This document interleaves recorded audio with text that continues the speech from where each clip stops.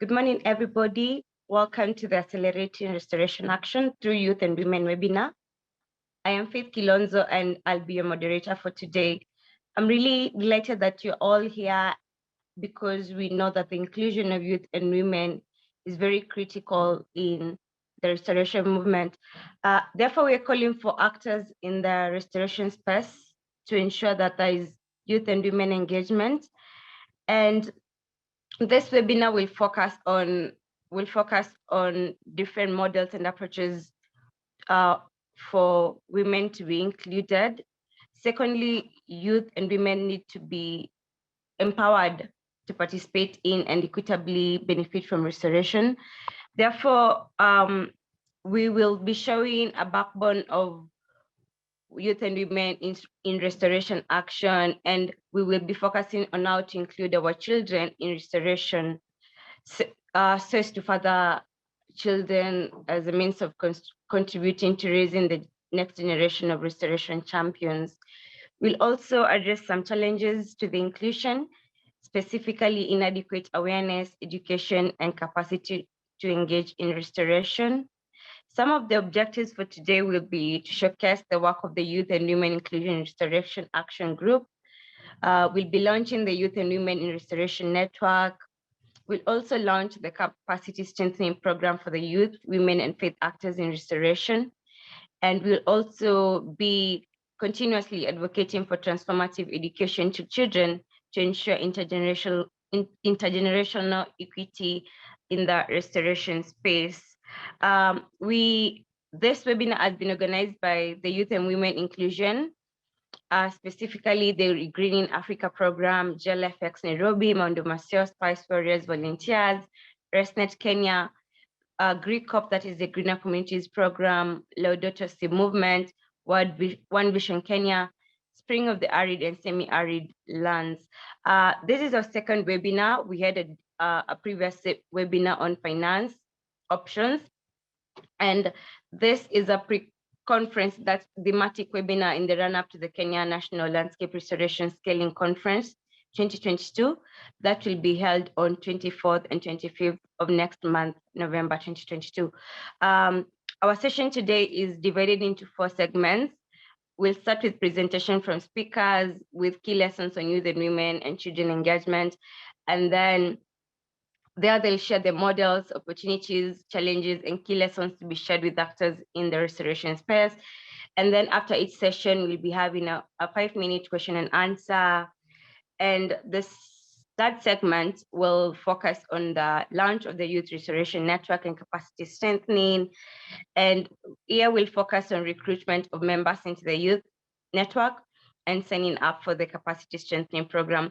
At the end of the session, we'll have a breakout session. We'll have a maximum of 4 breakout sessions.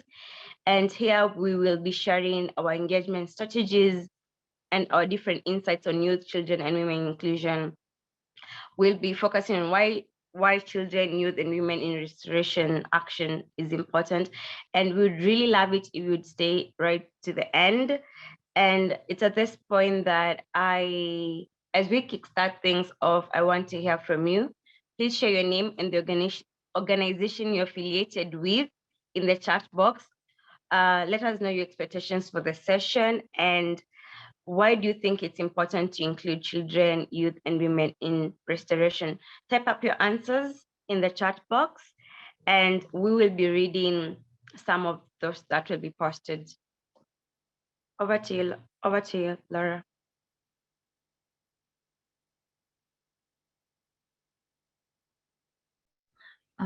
Yeah, thank you so much, Faith. I think I'll just take you through the chat. We're having a chat blast, and like what Faith was saying, we just need to write in the chat very quickly.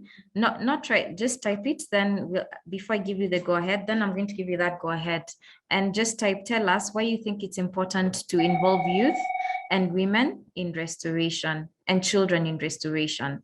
So kindly type that up, and then we'll give you the go ahead. Yeah, so kindly you're free to start typing in. Great. So Thank you, Dr. Petronelia. We can see that you're saying youth are our future generations, while women are in the center of the family. Fantastic. Then Peter has said that they have different gender needs and interest in restoration. Lovely. From Sports for Greener, Victor, yes. Liz has said that children and youth carry the legacy of generations to come. Women are the home drivers and will teach their children on the importance. Great.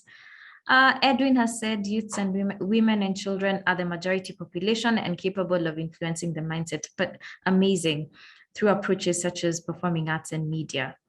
Great. So to have differing ideas, then we need to have, I think Joshua said, to have differing ideas and needs of both social groups in restoration processes. Then we have Samuel saying from Just Dig It, who said women play an active role in restoration. They need to be engaged and they should benefit from restoration marks. I think I'll just read one more. Just one more, the last one from Addis. Women and children tend to be disproportionately affected by the adverse effects of environmental degradation, so need to be at the front and center. Thank you so much, Addis, for that. So over to you, Faith. Thank you so much to everyone for joining and for sharing your input on why we need people to be involved. Thank you. Thank you, everybody, for sharing your insights, and thank you, Laura, for taking us through the chat blast. We are going to move on to our first session, and here we learn about what it takes to engage with women in restoration and how it can be done. And in this first session, the speakers will be sharing several lessons learned from the engagement with people in restoration, and especially women. And we have two speakers here. We shall start by getting an overview of the engagement of women from Teresia Otieno. So Teresia is the founder of Angaza Siaya Initiative and also of Kenya Youth in Forestry. Welcome, Teresia, and then we'll go to Ms. Cassandra. Thank you very much, Faith. My name is Teresa Aoko. I am co-founder of Angaza Siaya Initiative and also planning team member of the Kenya Youth in Forestry Conference, which will take place in May 2023 from the 17th to 19th in Nairobi County. To begin with, Angaza Siaya Initiative is a CBO that was registered in 2018. We began way in 2016, but is legally recognized from 2018. We work in Siaya County, but have extended our experience and partnership in Homa Bay and Kisumu County. We are focused on community-based approaches to sustainable management of natural resources, and therefore our vision is to see to it that there is effective management of natural resources for sustainable livelihoods. This is because the community at the grassroots level is the one that feels the impacts of climate change firsthand. If we are able to manage natural resources sustainably, then we have continuity for our present and generations to come. We work with women and youth and children in schools, and our activities involve tree growing. For instance, in Kisumu County, we partnered with Kenya Forest Service to do the 10% to Wajibu Wetu tree planting campaign. We also do cleanups and capacity building, among others. Our activities in relation to restoration, as I've mentioned before, include tree growing. Why? Because we are focused on climate change resilience. And this especially is meant to enable us to sustain our livelihoods. Talking about the women we work with, they are at the center of climate change impacts. For instance, women are assigned the role of ensuring that food is put on the table. They process the food and make sure that it's consumable, and therefore rely 100% on fuel most of the time at the community level. This makes them vulnerable to impacts of climate change, especially with activities that involve cutting down of trees or deforestation, for instance. And this is driven by the high consumption of fuel wood for them to be able to put food on the table. So we also provide training strategies and skills for better natural resource management so that they're able to ensure that in as much as they rely on fuel, they are not subject to the impacts of climate change by taking better care of the environment. We enhance their capacity, therefore, on correct agricultural practices that shield them from extreme weather conditions such as drought and floods. We also develop and enable access to training materials. Those that are shared by county government, for instance, national government and other stakeholders on environment, biodiversity, and climate smart agriculture. So we use various approaches. Remember, the women you're working with are from around the age of 40 to 65. These are women who you have to use cooperative, interactive, and consultative methods to enable them to actively participate. So with this, we are able to build consensus building and enable them to be part and parcel of this process. We ensure that our messages are gender sensitive and age related. While it is very easy for you to be able to read a text message, in the village, this is not a guarantee for the women you work with. So you have to make this a message and communicate it to them in a way that they can easily understand.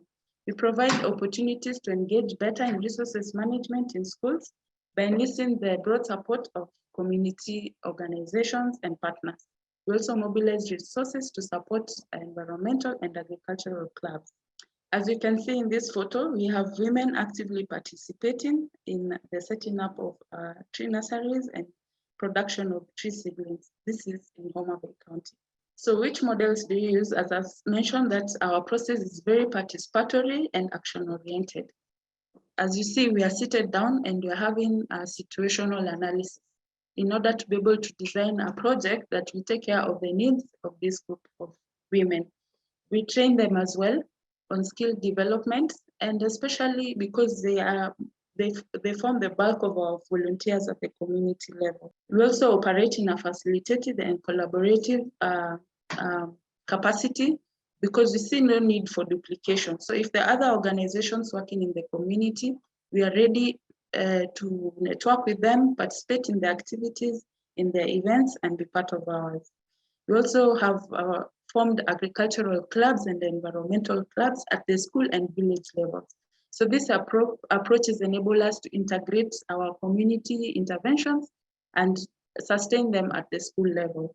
So there are several challenges and opportunities. First, the challenge is when you're working with older women in the community, you have to take into consideration that they're widowed and most of them are actually taking care of orphans. So they have a lot of burden on their shoulders to take care of, and you need to be sensitive to these issues. They also experience land ownership challenges. Once they've been widowed, they may want to donate their piece of land to host a project. However, this sometimes is hampered because once they are widowed, the community does not seem to have them having a say in land ownership.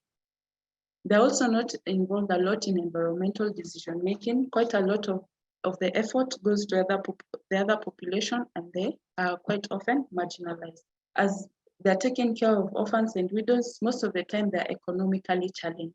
They need to find school fees, they need to put food on the table, and they need to ensure that their children and family members are well taken care of. So sometimes even shelter, basic shelter, is such a challenge.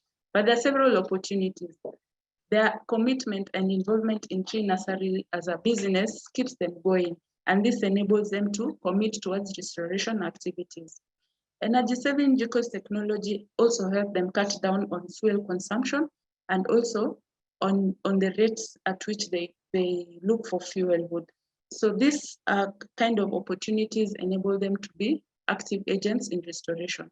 They also trust us to work with relevant authorities. Quite of the time, they see us very many times in the community. So they'll come and tell us, by the way, why don't you talk to maybe World Vision, for example, or county government, for example, and tell them that you are facing such and such challenges. So because they see us daily in the community, they trust that you're able to bring them forth to other networks that will be relevant. They also committed a lot towards climate mitigation interventions because they suffer the impacts firsthand. We have learned several lessons. First, support for funding in tree nurseries establishment as an AJ is very critical. As you can see, women in this photo are working on papyrus reeds as a form of income generating activities to produce materials to sell. So when you are going to do a tree nursery, ensure that you support them, because this is one way they're able to make money to support themselves. The collaborative and participatory approaches towards decision making enable them to be part and parcel of the process. Remember, they exist in groups. So savings enable women to flourish in environmental actions because it enables them to facilitate. If you have to go far, they are ready to use their savings to work together. Secondly, some interventions are environment friendly. However, they disadvantage them, especially when they're expensive.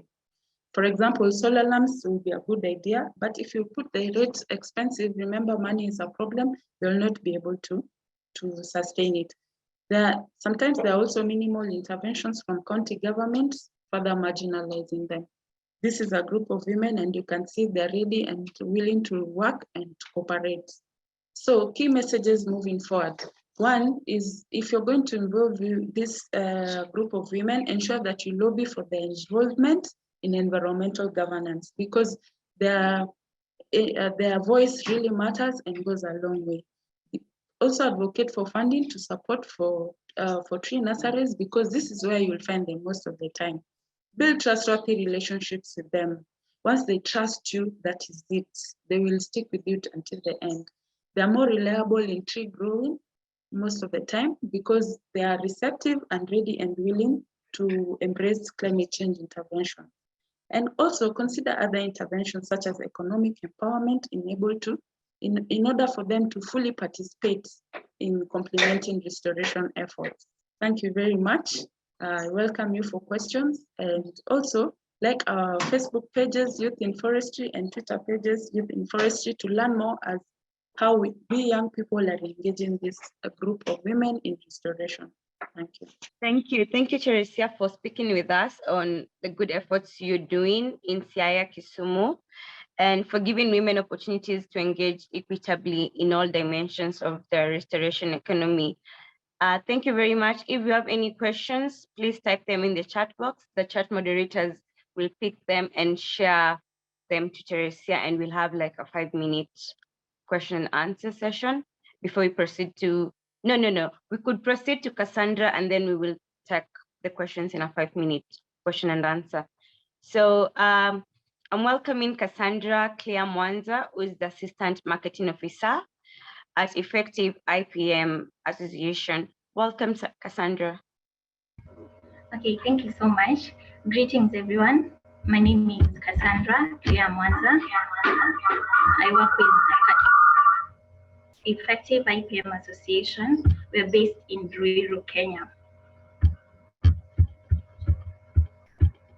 So Effective IPM Association is a research and capacity development membership organization where we promote integrated pest management and other sustainable development interventions to improve livelihoods by linking local challenges to global solutions. At Effective IPM, we pride ourselves in being a research institution, first of all, and based on the research we conduct on farmers, where we deal with farmers, we develop interventions that can help them to improve on their problems.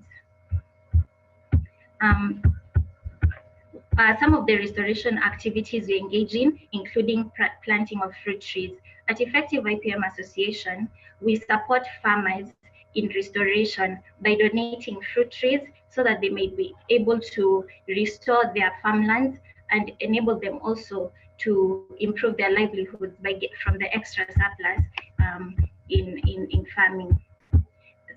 Another restoration activity we engage in is training and capacity building of rural smallholder farmers, where the farmers that we engage with, mostly in Kiambu County, we encourage them to visit our demonstration farm and facilitate their learning in terms of getting practical skills on agroecology. We teach them on organic farming, integrated pest management, and soil health and management. Our approach is very hands-on, and the first one we use is actually on farm or adaptive research approach. We involve farmers in the process by understanding their problems. That's the first step in restoration. You understand the problem, and then we conduct trials of proposed remedies using our demonstration farms as the trial center, and we disseminate this knowledge back to the farmers through training. The model used for engagement is participatory. We believe that farmers have the knowledge, they have the knowledge on exactly what they are going through, and that is why we prefer to involve farmers through participatory and collaborative models. We engage with the farmers, we understand their problems, and after that, when we are aware of the issues affecting their development, we tailor solutions to solve these problems through our research. Also, we collaborate with other organizations, and some of them are like JQuat and GBIAC, where we have collaborated previously on research, which has helped farmers. The challenges and opportunities we have seen, our organization gives fruit trees to needy farming communities, which not only conserve the environment, but also improve their livelihoods long term. We believe that while there are many restoration activities and actions which can be taken, we have found that the ones that really are impactful are the ones that are based on long-term concepts. And that's why we encourage farmers to plant these trees, which not only improve the environment, but also improve their livelihood. Most activities we have noticed from our restoration activities, we have found out that most of the farmers around are usually older men and women with little youth action. That is a challenge to us as youth people. We are a vibrant population with great potential in restoration action. Therefore, we present an opportunity for more restoration action by actually involving ourselves in these initiatives and taking a bold step in leading restoration activities. From our activities, from our engagements with farmers, we have also found out that there exist knowledge gaps in the sector with little to no information available to the farmers. Therefore, that presents an opportunity for innovating on solutions which can bridge these knowledge gaps and present the farmers with the information they need. Lessons learned. We have learned that working hand in hand with the restoration actors in the restoration space, as opposed to modeling solutions and imposing them on farmers, is a more effective approach. So therefore, we advocate for restoration action to be built on participation with the stakeholders who are the restoration actors themselves. Secondly, we have found that collaborating with other restoration organizations breeds a far more wider impact as opposed to working alone. Therefore, we encourage more collaboration among all restoration actions to facilitate more engagement and more impact. Thirdly, restoration actions should be built on enforcing sustainability and self-reliance of the beneficiaries. We advocate that all restoration should be built on sustainability concepts, as restoration action that is not built on sustainability breeds a reliance and a dependence on donors. Therefore, we advocate for more action to be based on sustainable development principles and self-reliance. Moving forward, we advocate that youth and women's engagement in restoration action should be boosted and supported. And secondly, restoration organizations should integrate partner organizations to realize their goals. Thank you very much. At Effective IPM, we welcome your questions, and also you can follow us on Facebook at Effective IPM Association and find us on LinkedIn at Effective IPM Association. Thank you very much. Thank you for the vibrant presentation, Cassandra. What I got from what you presented is women are the backbone of restoration action, but it's all in vain if there's no research to advise us on long-term sustainable and productive models of engaging them. Any questions to Cassandra or Teresia to be typed in the chat box, and the chat moderators will send them to Cassandra and Teresia, and then we'll be having a 5-minute question and answer, and then we'll proceed with our webinar. Faith, we have 2 questions that I'd like to bring to your attention. There's someone who wants to know whether Angaza could extend the initiatives to Kericho County, and I've just seen someone in the chat asking whether if they can provide tree seedlings. So, Teresia, if you would answer those questions kindly.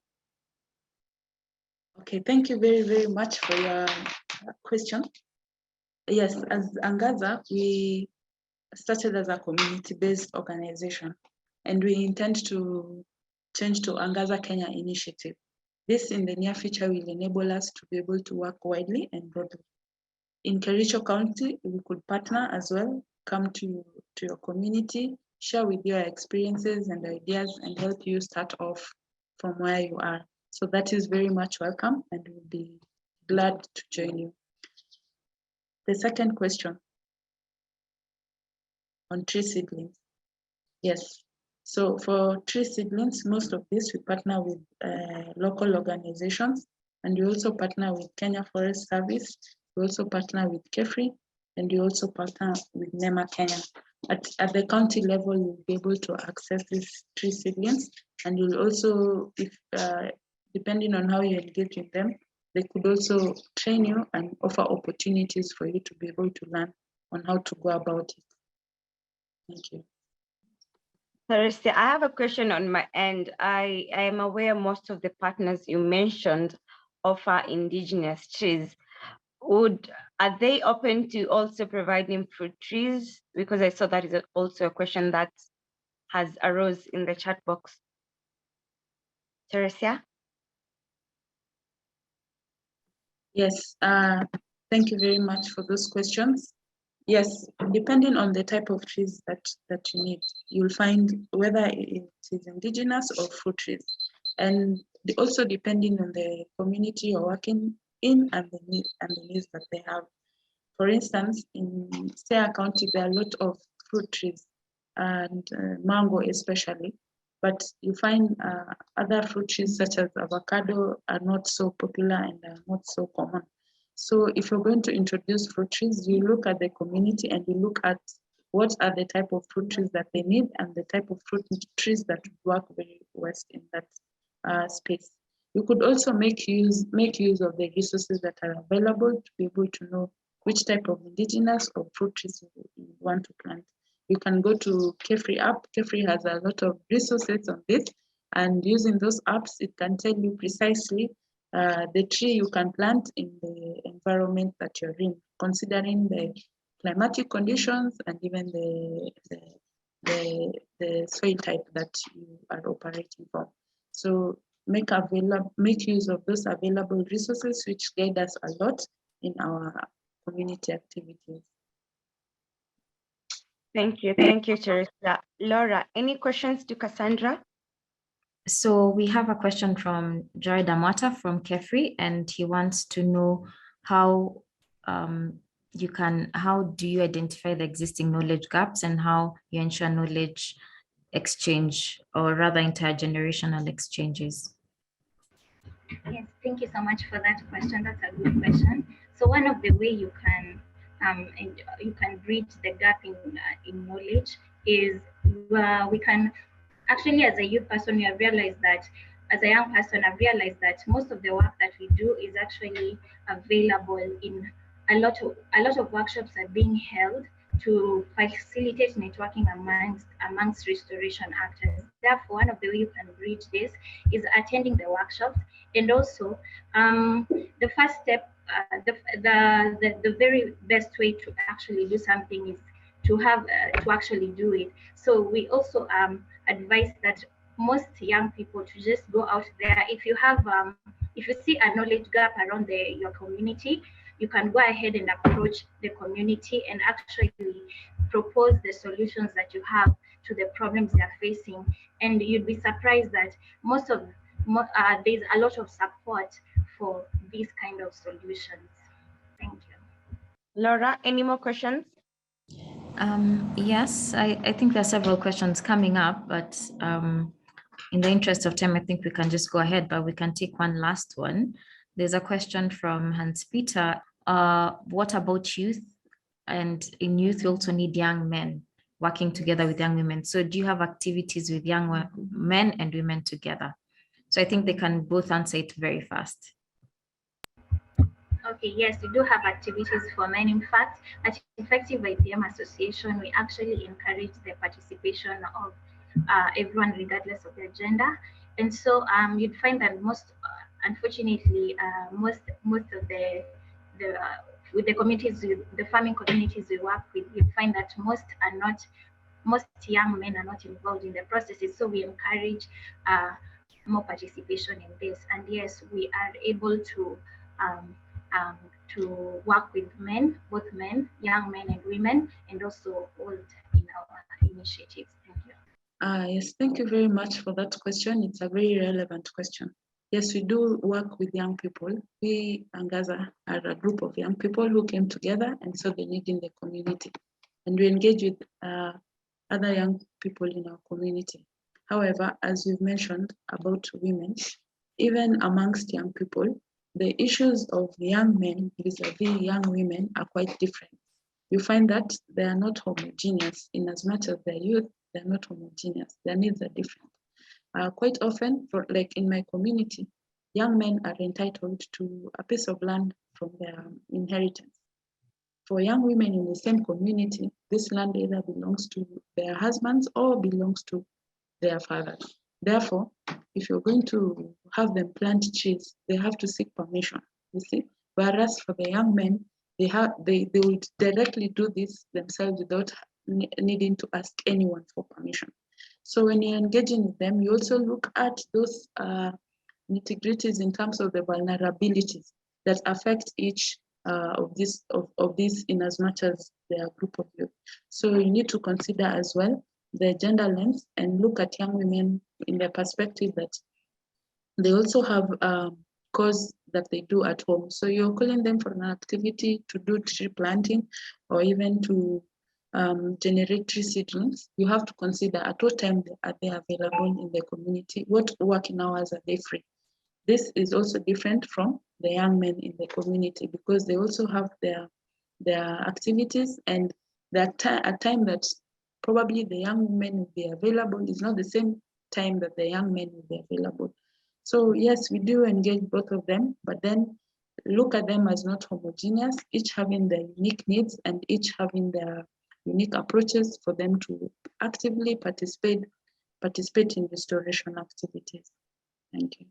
Thank you, Teresia. Thank you, Cassandra, our speakers for the first segment. And we are now going to proceed to our next segment. Frederica, we know I see your hand is up, but because of the interest of time, kindly type in the chat box and we'll get back to you. And I'm asking the speakers to kindly also share their contact